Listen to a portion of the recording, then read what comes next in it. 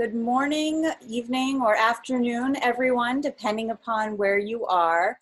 My name is Katie Von Lehman, and I am from the Office of International Services. We are very happy to be with you here today for the Graduate International Student Webinar to talk about Fall 2020. We are understanding that a lot more people are going to be coming in as we are doing our presentation. So we are going to get started, but please feel free at any time to submit your questions to the Q&A feature of the webinar.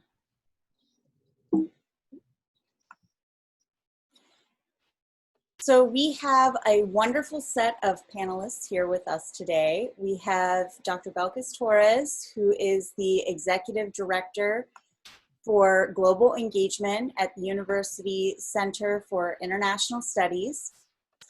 We have Jennifer Walker, the Academic Affairs Manager for the Office of the Provost, Graduate Studies. Dilo Blau, the Director of the Office of International Studies, and Sarah Jones, the Associate Director for the Office of International Studies. Now I'm going to let Dr. Belkis Torres take over to talk to you a little bit about this fall. Again, we are going to have plenty of time for questions, so please, as you think of them, put them in the Q&A. After everyone does an introduction, we'll get to all of the questions. Thank you. Thank you, Katie. Everyone, it is a pleasure to talk with you today. We very much appreciate your time. We've been working very hard behind the scenes, as you can imagine, for many months to anticipate a restart and a return to campus this fall. As you're well aware, there are a series of challenges around the world that are affecting our daily lives. And at the University of Pittsburgh, we have spent the past few months reinventing our operations so that we can keep our community safe and healthy, while also maximizing our ability to continue to advance the mission and the core vision of our university. We have gone through a very in-depth and serious planning to make sure that we have accounted for and relied on the expertise of medical experts, as well as operational experts, legal counsel, and academic experts and faculty to ensure that they are guiding the university's decision-making on all matters that affect faculty, students, and staff at the University of Pittsburgh. The university has developed a new website that provides up-to-date information on all of the progress that we are making to ensure that you have as much detail as possible about questions that might be coming up for you as you think about your return to campus in the fall.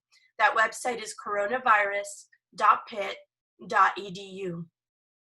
That website is being updated continuously, and so it is quite possible that the information that you see today and the information that you see next week will be different because we are trying to keep our community up to date and informed with information in real time. The next slide here provides information about additional messaging that you should expect to receive and information that we are currently working on that should be available on the website as early as next week and throughout the rest of the month of July.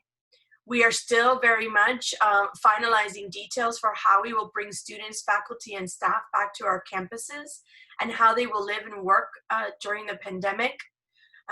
You should receive more information than what we can provide today regarding Flex at Pitt and the new instructional model for the university and how it will be implemented, including information about technology access and spaces around campus. You can also expect to receive more in-depth information and plans for virus testing, symptom monitoring, quarantining, and contact tracing, as well as accommodations for vulnerable populations. And what we're going to be discussing today primarily are alternative enrollment options for students who cannot physically arrive on campus by the start date. As you have questions regarding the campus and our resilience framework, whether it's in Pittsburgh or in any one of our regional campuses, we're going to encourage you to visit coronavirus.pitt.edu as much as possible. We also want to take a moment to thank you and to recognize that this endeavor is one that is continuing to be a collective effort across many, many people at the university, including student leaders who are very much informing our decision making. But as you can imagine, we are very much following trends here in our local area as well as across the United States connected to COVID-19. And so what that means is that we have to remain flexible, and that decisions that we make are changing and shifting on a regular basis to ensure that we are always protecting the health and safety of our community. So your patience as we continue to communicate is very much appreciated. Your understanding that this academic year is going to be like none other, and that while we would love to be able to confirm information for you today, it may be that some of our answers will require a little bit more time. And so we thank you for your patience. We thank you for your understanding and for your flexibility. And I hope that you can trust that we are doing everything in our power to consider, especially this team, the role and the needs of our international student population. In fact, I wanted to a little we making half. The next slide will explain our advocacy efforts. A lot of you may have been following recent developments with SEVP guidance that we understood to be cruel and incredibly disruptive to the university's environment, but more importantly, to our international student community, both the new students and the continuing students. And so for the past week and a half, we have been working with a huge team of legal experts, faculty, administrators, including deans, including everyone at the Office of International Services and the Office of the Provost, to fight back against that particular regulation. And so last Monday, the University of Pittsburgh joined the suit started by Harvard and MIT, filing an amicus brief where we are very, very deliberate in explaining how we are a university that prepares leaders to shape the world by embracing and impacting humanity, and how for us these goals could not happen without meaningful interaction and perspectives and the contributions of our international students. In the brief, we made 4 vital arguments that are laid out for you here, and I hope what you can appreciate and understand is how valuable we understand our international student community to be. We understand that our graduate population in particular, the majority is comprised of international students, and we do not take this lightly. And so we hope that you know that the University of Pittsburgh is behind you, that we continue to work on your behalf, that while we already are sort of have celebrated that these laws that we were trying, these guidances rather, that we were trying to fight against have been rescinded, we still have a lot of work to do. And we continue to engage on your behalf with federal entities to be sure that we have as much factual information as possible. The last thing I will remind you is that when you receive messages from the Office of International Services, these messages are meant to be unbiased, and these messages are meant to be factual. And that is because we need you to be able to trust that we are giving you real-time information and that we are giving you balanced assessment of the situation as we understand it. And so it's important that you understand that sometimes the messages that you receive from the Office of International Services may be lacking in emotive response, and that is because we are trying to be sure that when you receive messages from us, you can count and depend on the reliability of the information that you're receiving factual information as we get it, and that we continue to be a source of support and accurate information for you. And so as always, we're going to encourage you as you receive these messages that if you have questions, you visit ois.pitt.edu, and that you contact your immigration specialist if you have questions that are particular to your case. It's my pleasure to turn things over to Jennifer Walker, who's going to talk to you a little bit about additional resources that are available to graduate students at the University of Pittsburgh. Thank you, Belkis. So hello, everyone. I'm Jennifer Walker, as we've learned earlier. I just want to extend a warm welcome to all of you, to the Pitt community and family. No matter how far away you may currently be right now, it's great that we have technology that can bring us together. I'd like to share a couple of websites that we, in addition to the coronavirus.pitt.edu that Dr. Torres mentioned, I would like to call your attention to these two in particular. So the resources for graduate and professional students and postdocs during COVID-19 pandemic. So this is another website tailored specific to graduate and professional students, with a little bit more resources that are constantly being updated as the information and decisions are available to us. So I encourage you to check back frequently at that website. On a more general level, we also have the Office of the Provost Graduate Studies website. This is not necessarily specific to the pandemic, but is a great resource for our graduate and professional students. And it varies from academic support, policy support, as well as events and programming that the Office of the Provost is doing. It's meant to connect you with our Vice Provost for Graduate Studies, who is Amanda Godley, and to us as well. So if there's any suggestions, there's contact information on the website, and we always like to hear from you. I think that's the only slide I have. If we could stay on that slide, Katie, that'd be great.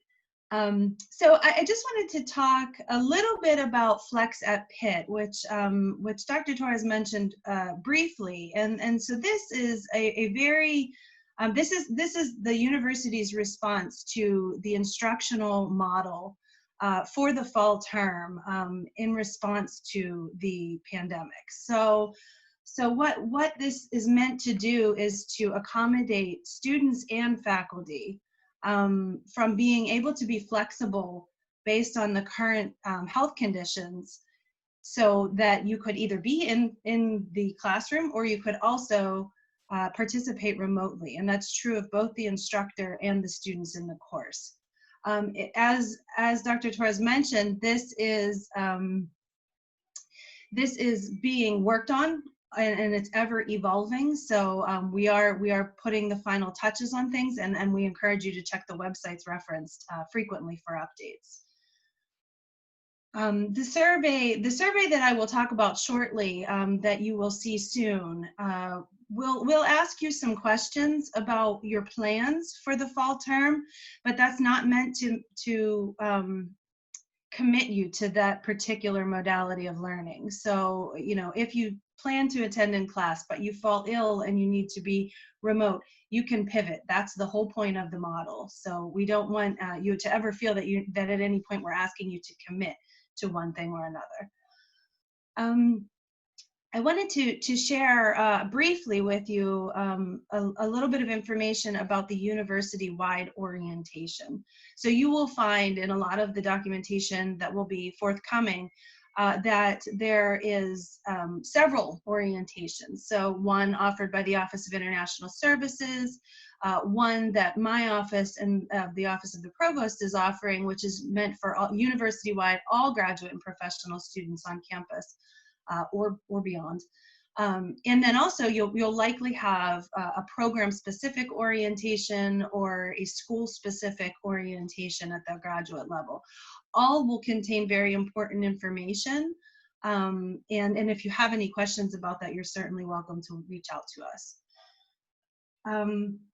By the end of July, my office will be sending out a save the date with information and websites for the university-wide orientation, and it will provide a lot of resources, and we're doing our best to collect all of the orientation information that we can. So whether that be with your program or school, also the university, and of course we'll link to the Office of International Services website as well.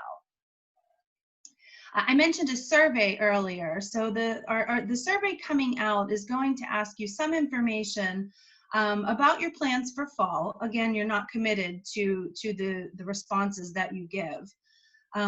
It will also ask about your expectations of your experience here at Pitt. So this is not specific to the pandemic, but what are you hoping to get out of your experience here at Pitt?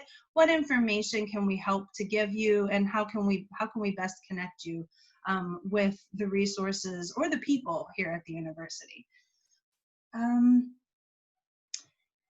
I did want to touch quickly, because this is a question that's coming up a lot, is the health insurance requirements. So when an international student is here on campus, it is our policy that you carry US-based health insurance, so that you can achieve that by either enrolling in the UPMC medical coverage that we offer here through Pitt, or to attest to having other coverage that is US-based. If you choose to study remotely in the fall semester, you're not required to carry that insurance for obvious reasons. But we do want to alert you that when you are able to join us on campus, that requirement will be effective immediately, and we will be happy to provide information as to how you can enroll or attest. Finally, I want to touch quickly, there's a lot of questions coming in about graduate student appointments, and at this point in time today, there's a lot of unanswered questions. So there is implications with taxes, with other things about receiving an appointment or a stipend payment if you are outside of the US. So please know that we are working hard to answer those questions. And the first website that's referenced on this slide is where we will update that information. So you'll see, if you go to this website, you will see that there is at the very top some information, almost a placeholder of where we will put that information as it becomes available. Again, I would just like to welcome you all. Thank you for joining us, and I'd like to turn it over to Dilo now.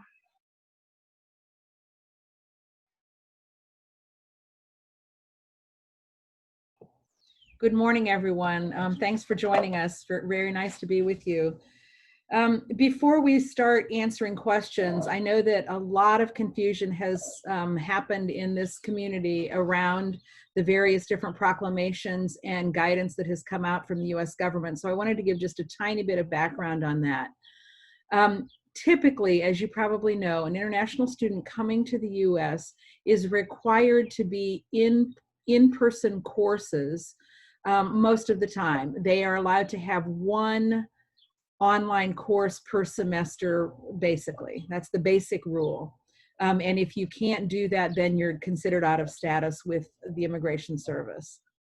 Back in March, when universities were dealing with the beginning of the virus here in this country and trying to figure out what to do, and a lot of schools were going online and remote, the government came out fairly quickly with guidance that said for this period of time, that rule is going to be void, that it won't matter how many classes international students are in person or online.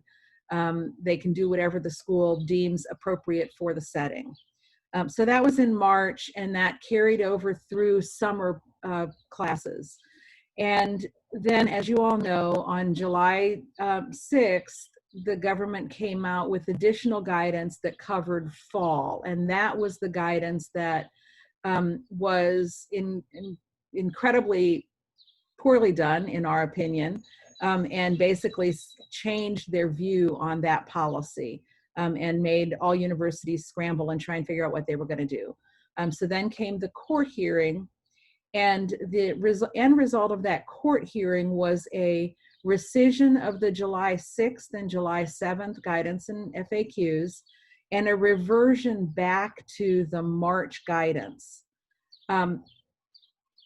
Now, the problem with the March guidance is that it was very, very good for continuing students, and it continues to be very good for continuing students.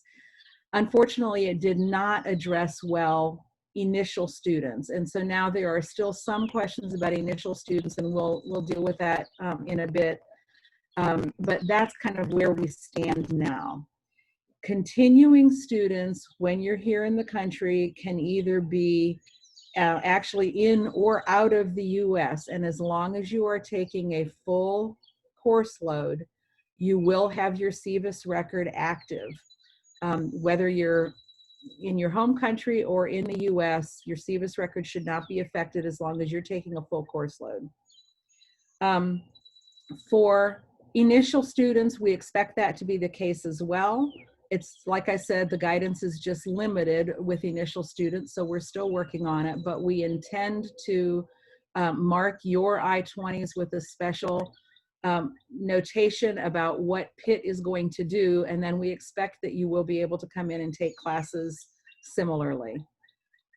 So that, I just wanted to give that background, and then we can jump into questions, and Sarah Jones and I will be answering the OIS immigration questions as we go.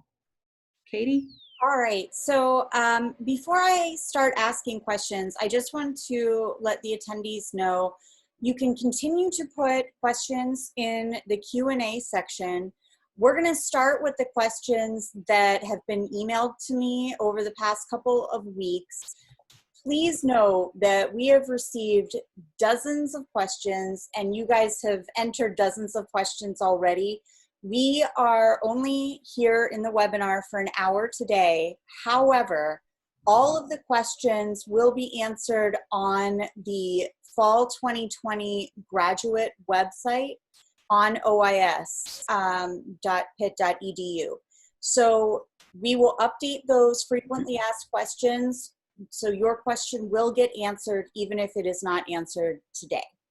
All right, so the first question that we have is for OIS, and that question is, what if the university goes completely online during the middle of the term?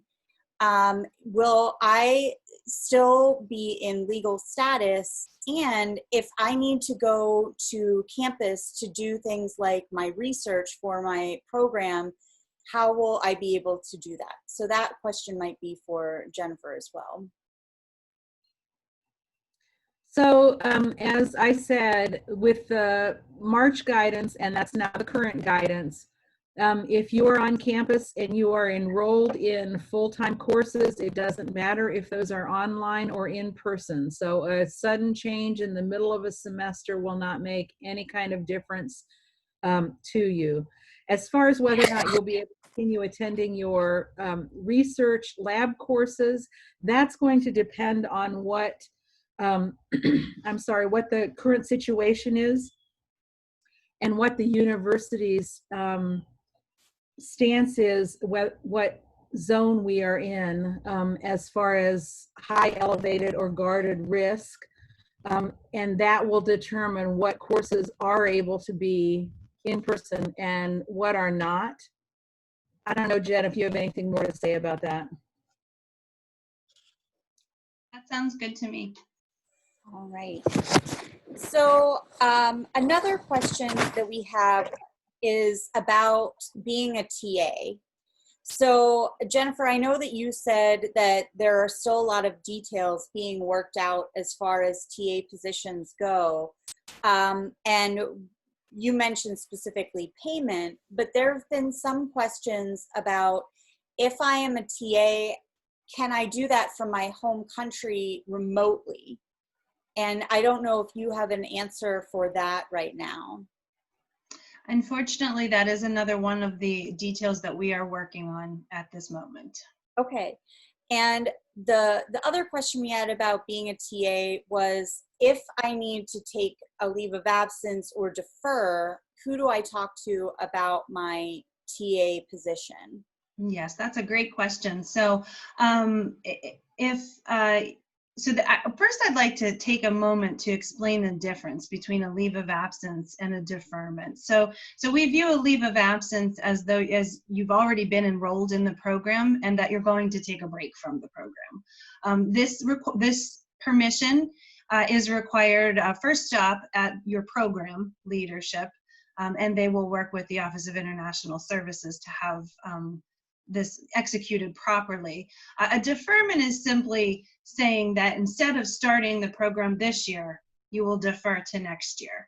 And so I think one of the questions about this, specific to the TA that we received, is if I choose to defer, how will my appointment be affected? That specific answer is best to be addressed with your program, as TA assignments are handled within the program. But I will say we all want you to be here. So we're all working hard to make that happen. You should not be afraid of that. It's just important to communicate with your program. Okay. So related to deferring, how many times can a student defer, and are they able to communicate that to their department directly, or is there some kind of process for that? The details surrounding deferment is largely managed by the programs. At a university level, I'm not aware of an official limit to the number of required or the number of deferments that can be made.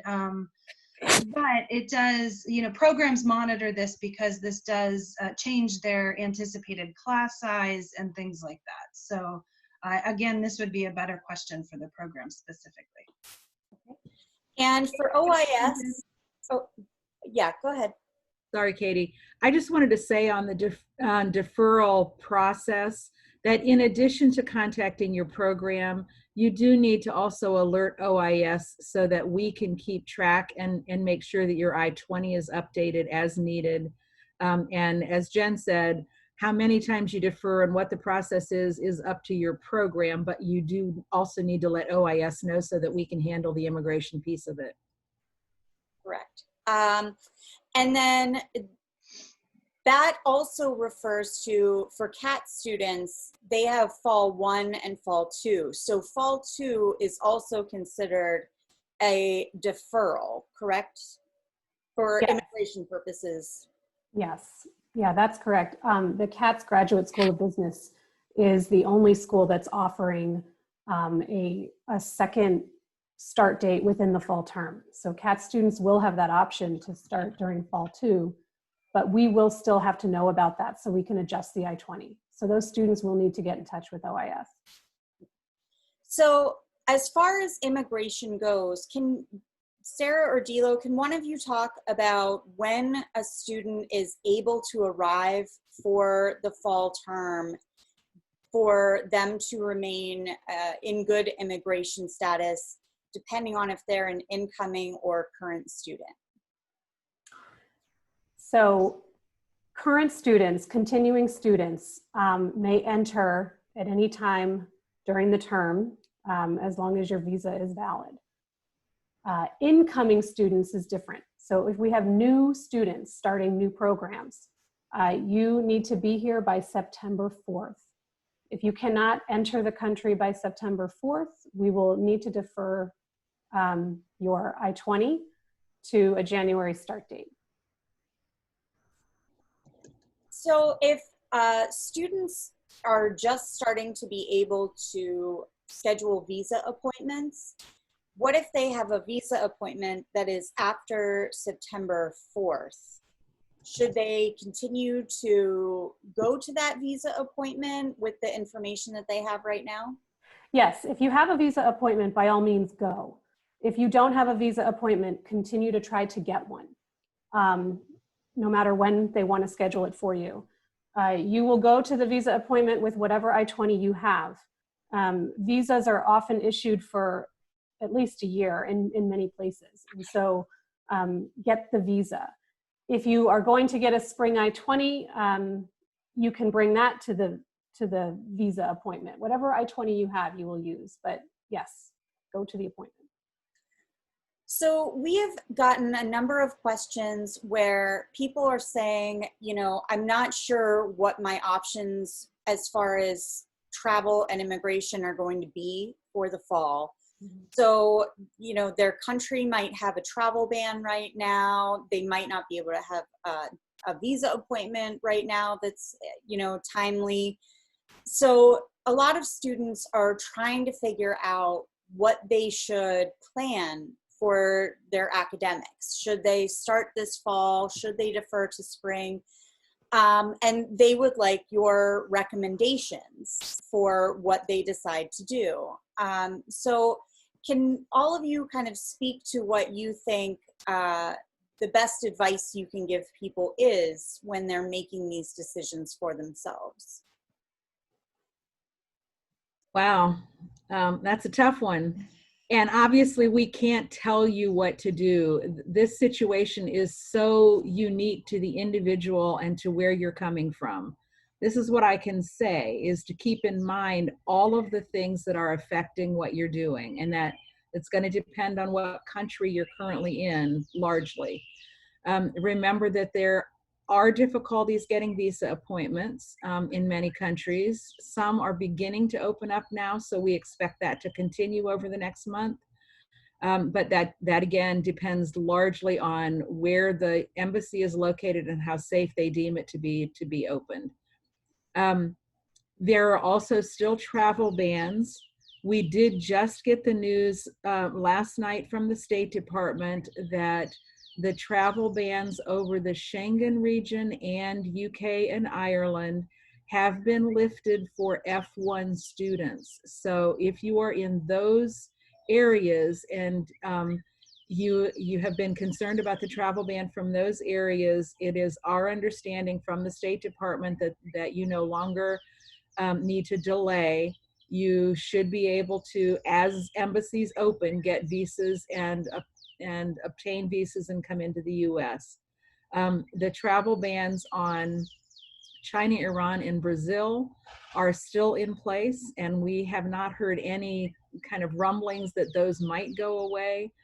So if you're from those regions, it is less likely that you will be permitted to get a visa appointment and then enter the U.S. Anytime real soon. And again, we just don't know when that is. So again, I can't give you advice. I can just say these are the things that that I would be weighing. Remember also that you can, in most programs, take classes online from wherever you are. So I would check with your program to find out what courses they would suggest for you, or what course of action they would think would be best for you. Anyone else? All right. So as students are making this decision, Jennifer, can you talk about where students can find academic information? So what classes will be available for them and how the classes will be offered? So in short, there isn't a list that specifies whether it's online or if it's not, because the FlexApp model is meant to accommodate both. So all courses are expected to be able to both be taught and learn either in a classroom, so they will have a classroom component, but it can also be participated remotely. For immigration status, if a student is studying in their home country, can you talk about the enrollment requirements that they are going to be under if they have an active SEVIS record? So they're expected to be enrolled full-time. If a student is inside or outside the country, a continuing student is inside or outside the country, we're able to keep that SEVIS record open and active as long as the student is enrolled full-time. Okay, and if a student is an incoming student who is doing flex classes? Based on current guidance, if a student is incoming and new and they are you saying outside the country or inside the country? Outside the country. Outside the country, based on current guidance, we are not able to activate those SEVIS records. So we would defer those SEVIS records to a spring start date. In which case, they do not have any specific enrollment requirements. Correct. Okay. So One question is, as people are making their decisions about fall term, what is the deadline for them to make their decision whether or not to enroll in classes for the fall? Jennifer, I don't know if this is a question for you. So if it's a question of whether or not to enroll as an incoming student, is that the question? Whether it's incoming or continuing student, the question doesn't really specify. Okay. So in short, let's see, that's an interesting question. So I think, to be honest with you, I'm not sure. So some of it is dependent on entering the country, but some of it is not. So, it's.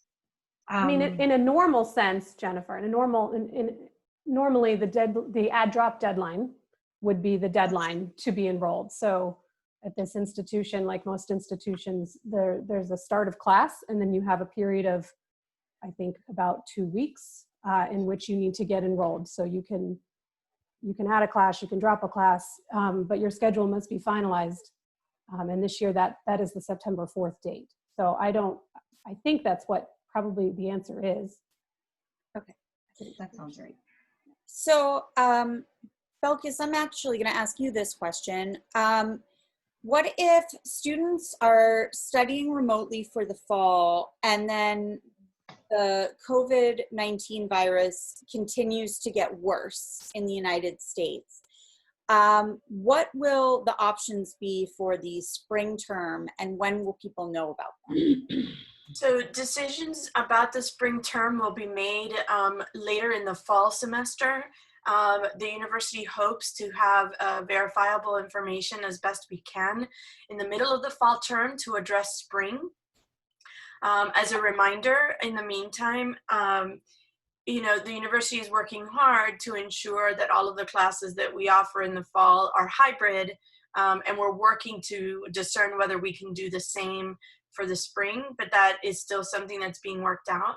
So for information regarding spring options, as well as the university's posture, whether high risk, elevated risk, or guarded risk, we're going to encourage you to continue to visit coronavirus.pitt.edu, and all students will receive a notification via email as soon as decisions about instructional approach to the spring are made by the university.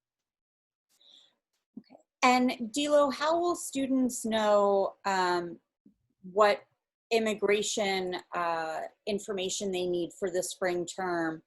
How will they be notified, or what communications will they receive? When we have information about the spring, we will very likely send out a mass email to everyone, but also we will continually update our website. I would expect, we haven't done it yet, but I would expect that just as we have a fall 2020 website, we would have a spring 2021 with updates on what will be happening then. So they should check back with ois.pitt.edu and look at that website, but we'll also be communicating by email. Here is a health and wellness question. What can I expect upon returning to the United States from international travel? Thanks for the question. That's really important, and I've seen some questions that are related, so I'll try to address a few of them here. First, anyone who is coming to any one of our campuses from a hot zone in the United States, from places where there are increased cases of COVID-19, or from anywhere around the world, are going to be expected to quarantine for 14 days. If you are living off campus, you have housing off campus, you are expected to quarantine there. And there will be information about resources to help you get meals and other sources and materials sent to you during your quarantine period. During that quarantine period, if classes have begun, you will be encouraged to continue your learning online. during those 14 days. Once those 14 days are expired, if you do not have any symptoms, you will be encouraged to participate in person in classes if that is your choice.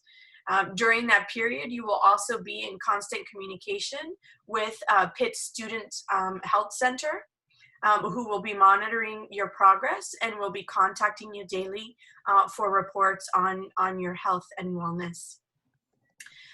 If by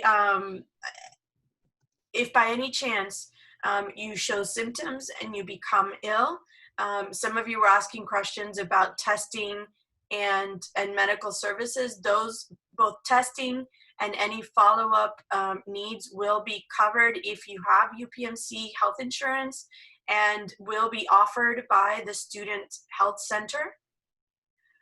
So the Student Health Center should be your point of contact for all questions concerning testing, quarantining, and access to medical assistance while you are on campus in any one of our 5 campuses. And Belkis, is there any quarantining required for students coming from other places in the United States? Yes. So if students are coming from what we're calling hot spots or hot zones in the United States, they will also be expected to quarantine for 14 days. And so once you're in the United States, you're going to want to think very carefully about traveling and really think about whether the travel is essential or not. The university at the moment is finalizing travel standards and guidelines, and those will be available in post for your. Oh, I'm sorry, Belkis, I did not hear that last sentence that you said. Sure. Information about travel standards and guidelines are being developed by the university. Those standards and guidelines will dictate everybody's, faculty, students, and staff, ability to travel off campus. So once you're in the university community, there are very particular guidelines that are going to dictate whether or not you can travel inside the United States and whether or not you should travel outside of the United States. Those standards and guidelines are being finalized and will be posted in the coronavirus.pitt.edu website soon. Great. So one question we had about traveling outside the United States was, because of the adjusted academic calendar, Thanksgiving is now the beginning of winter break. So do students need to leave the United States when Thanksgiving winter break happens because they will no longer be in classes? Stilo or Sarah, would you like to respond to that? Will it affect We're your... waiting on each other. No, it's fine. No, the fall, well, the winter break at this point is considered part of the academic calendar, and international students who are here in the U.S. can stay from that period of time until the spring semester with no problem. We had a few questions about if someone is scheduled to graduate this fall, how will all of these options and where they choose to study impact their immigration status if they are graduating this fall? Yeah, so that's a little bit trickier because my assumption is that this person is interested in OPT when they graduate. If not, then it's an easy one. If you're not interested in OPT, then you can take your classes. If you're able to get all of the classes that you need to graduate, you'll take them online and graduate as normal. If the question has to do with OPT, then it is a little bit trickier, because although your CVIS record will remain in status, therefore making you eligible for OPT, there has been a rule that you cannot apply for OPT while you're outside the country. We heard some anecdotal rumors in the spring that people were trying to do it, but I don't know if it was successful. The government said they were going to issue some more guidance on it, and I haven't seen any of that come out. So the answer to your question is you can certainly graduate if you can get the courses that you need. Whether or not you can apply for OPT while you're outside the country is more up in the air. So we have had several questions as well about doctoral students who are now just working on their dissertation. Is there any concern for their immigration status if they do not return to the United States to continue working on their dissertation? As long as they are continuing to be enrolled, then their immigration status, their CVIS record will remain active as well. So there shouldn't be any concern there. Okay. There was a question about, for Jennifer, if someone chooses to defer or take a leave of absence, will they be required to pay any tuition during that term? No, they will not. It's that simple. Perfect. All right. So Jennifer, you talked about how the orientations are going to be online for the graduate programs and the graduate studies overall general orientation. Mm-hmm. Is the OIS orientation also going to be online? Yes, the OIS orientation will be online. And we're going to, we're still putting it together. It'll likely be a live session that will be recorded so you can watch it later as well.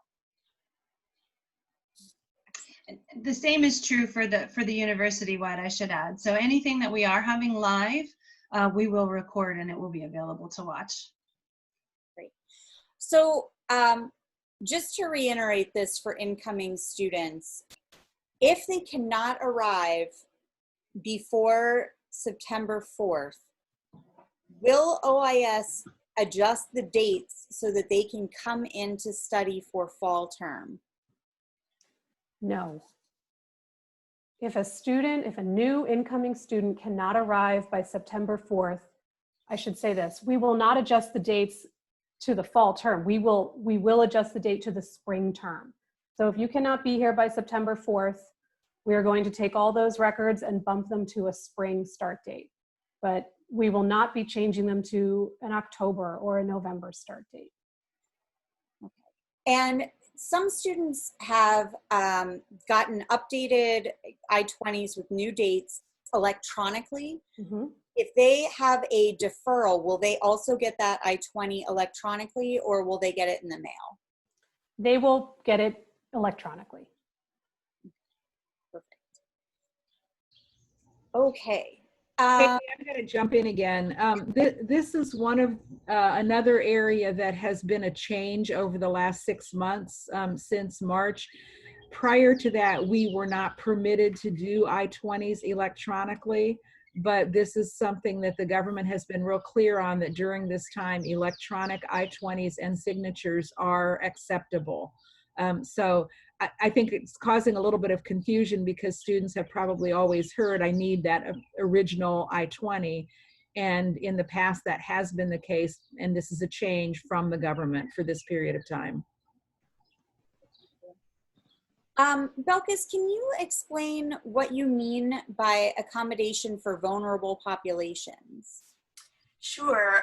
When we're talking about COVID-19 related issues, the university understands that there may be populations that are immunocompromised, that there may be students who have particular needs that may keep them from being physically able to participate in courses or in activities. And so the university is considering all kinds of accommodations to ensure not only, as Jennifer has already mentioned, that you can participate in the Flex at Pitt program in the way that is most feasible for you, so hybrid, online, in person.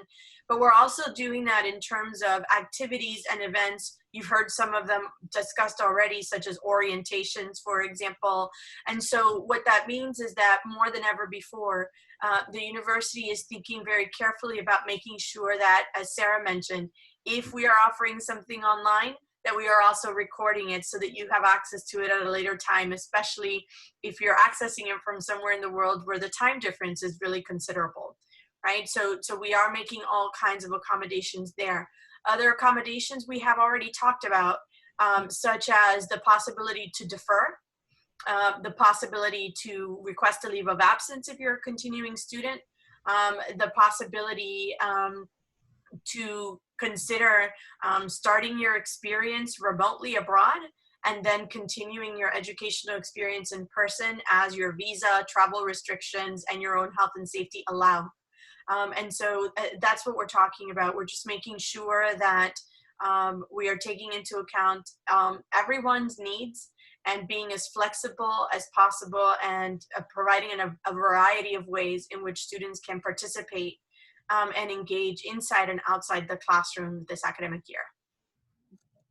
So, Jennifer, if graduate students get sick and they're no longer able to attend classes or perform their duties as a TA, how does that affect them both academically and for their payment and health insurance? And does it affect their immigration status if they're not able to perform those functions as well? So I'll answer the first part of that and then maybe turn to Sarah or Dilo about the immigration status. But this answer is specific to students who are here in the US. So if you're here studying or if you're here teaching and you fall ill, there's a couple of options. So if you're able to participate, to pivot to an online learning environment, then that's an option for you. If there's not, there's ways that we can work with the programs, but I do want to defer to Sarah and Dilo specifically about the immigration status. As long as you maintain enrollment, health insurance will still be will be covered. Stipend payment can still be covered, but the enrollment aspect I would like to turn over to Sarah or Dilo. Well, yeah, and if you continue to be enrolled, your immigration status is not affected. There is a rule that says if you're a current student and you cannot be enrolled, or you have to go to part-time for medical reasons only, we can allow that too. We make a special note and authorization in your record, as long as we have some documentation from a medical professional that says you do need to be enrolled part-time or not at all due to medical reasons. So it should not affect your immigration status if you become ill. So there's a question about if I choose to attend or I choose to take my classes online this fall, is it going to make it more difficult for me to get a visa moving forward? I saw that question and I'm not sure where it comes from, but under the circumstances, no, I would not expect it to be any more difficult to get a visa in the following term if you're eligible for a visa otherwise. I think in the past, maybe we would have been a little bit concerned about this because the idea would be, well, if you can study online, then you can study in your home country as well as you can in the US. But with the current situation and all schools having these different modes of instruction, and as things loosen up and we get back to more normal, I would not expect there to be any issues because you have finished some courses online. I hope that makes sense. Yeah.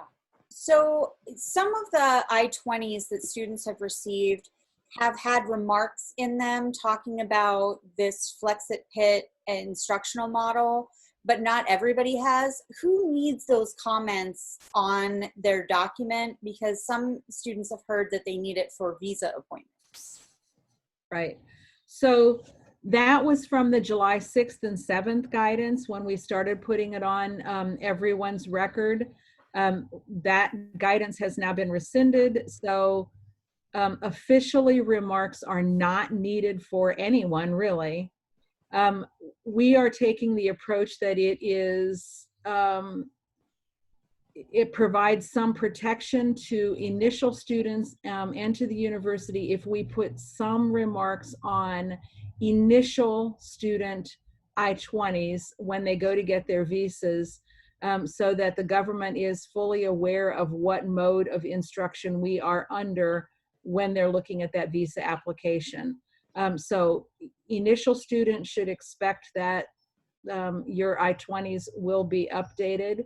Unfortunately, it's going to be with slightly different remarks, likely, but we'll let you know that. Don't worry about it. If you have an I-20 that has remarks on it, it's not going to hurt you at all.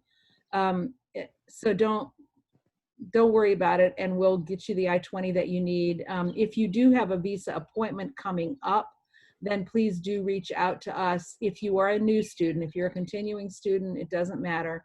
If you're a new student, please reach out to us before your visa appointment, so that we can make sure that we update your I-20 in the best way possible. All right, so this might be the last question because we're getting close to the hour time. Just a reminder, please enter all your questions in the Q&A and we will get to them on our website if we do not get to them today. So the last question is, if I plan to study from home for the fall term, and this is whether they're a new student or a continuing student, but I want to take less than full-time classes, how do I let people know so that they can adjust my immigration status, but I will still be a part of my program? So like, maybe it would be better to answer it for the incoming students first and then continuing students. So if they're an incoming student who wants to study from their home country in the fall and they do not plan to enroll full-time for whatever reason, but do plan to enroll, who do they need to tell? They need to talk to their academic department and get that enrollment on the books. Because an incoming student, if they're not inside the country, they will not have an active CVIS record. We will bump it to the spring, so it's not relevant for the immigration office. Okay, but they do need to tell OIS that they are planning to activate their immigration status in the spring, not. Yes. Yeah. So if they are a continuing student and for whatever reason they cannot take a full course load, but they will be in their home country, how does that affect their immigration status? So I'd have to go back and look at that March guidance. I mean, it's preferred that you're enrolled full-time, but Dila, correct me if I'm wrong, there were some comments in there that said if a student is enrolled part-time for specific reasons that they may still be able to maintain an active CVIS record.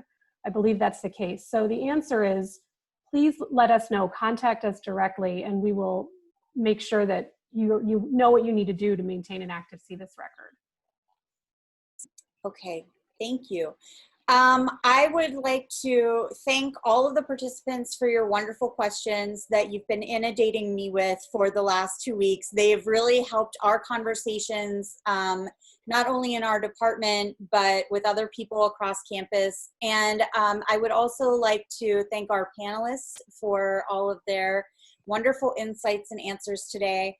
Like I said, hopefully we will be able to have those frequently asked questions up for you within the next week. But we will continue to add to those frequently asked questions throughout the summer as we get new questions from you. Thank you all very much from wherever you are joining us, and we hope to see you as soon as we can. We really appreciate you as part of our community, and we just can't say it enough. So whatever we can do to help you, please let us know. Thank you. Thank you.